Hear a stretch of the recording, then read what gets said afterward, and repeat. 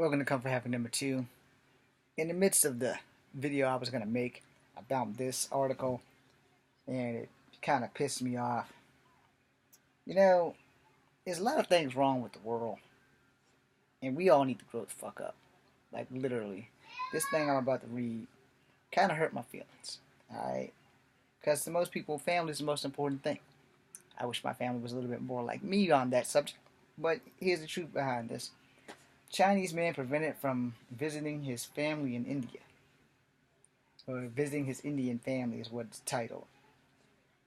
Former Chinese army surveyor crossed into India, was captured a few weeks after the war between the two countries. Wang Qi. I don't know how you say it because it might be Mandarin or Pinyin, but I don't get either of them right because I'm not Chinese. He left central India town for more than 5 decades before he was allowed to travel back home to China. Well, it says was left in central India. Okay. The BBC reported his story at the time, and videos and emotional family reunion in China were watched by millions. But now, more than 30 months later, his story has been taken an unexpected turn. Mr. Wang is stuck in China and unable to return to India. He has been waiting for 4 months for his official renewed Indian visa so that he can travel back to India where his children and grandchildren live. Why are they doing this? I've been fighting for such a long time. How much longer can I fight? Mr. Wang told me over the phone from some city in China. I can't pronounce it, but I'm going to spell it out for you. I think it's Shenyang or Shenyang. Xianyang. My Chinese is awful, so there you go. The BBC emailed the Indian embassy in Beijing and has not yet received a response. Born a farmer in, good God, China, y'all just don't make it easy for us, do you? Shaanxi. With 4 brothers, 2 sisters, he studied surveying and joined the Chinese People's Liberation Army in 1960.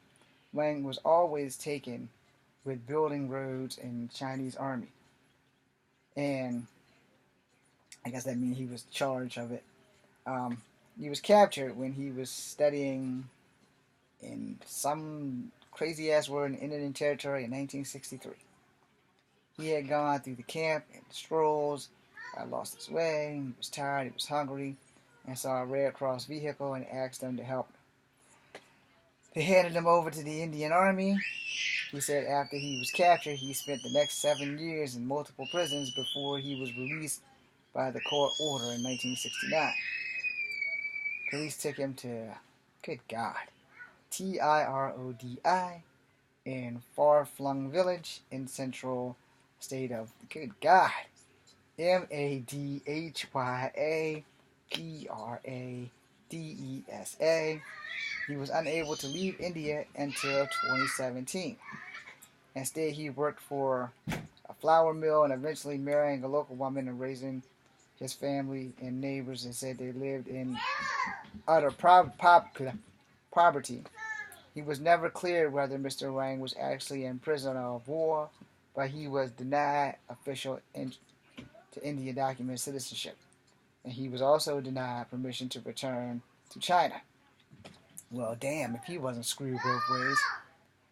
Officials told the BBC in 2017 that they were, whatever the hell this word, something about a lack of evidence in the case over the years. The Chinese passport holder, Wang, was unable to reunite with his family in China. In 2017, after the BBC reported his story, he received 1 year of multiple entries into India. And for this reason, he kept coming back to meet his wife and children and grandchildren who continue to live there. When Mr. Wang first arrived in China, he was received with rapturous welcome. I have no idea what that means. The crowd met him with banners reading "Welcome Home, Soldier," and "Rough Journey," etc., etc. But according to the Visu, his father requested the locals to clear his salary for the period of his stay in India and remains unanswered. Alright, so apparently he had a lot of money while he was captured or whatever, because they still have to pay him until they have confirmation of his death. In 2017, Wang rushed back to India to take care of his wife, who was hospitalized due to liver complications. Getting the funds was expensive, treatment was difficult, where he tried everywhere to beg for the money, but received any response. His son, Visual, says she died within a fortnight.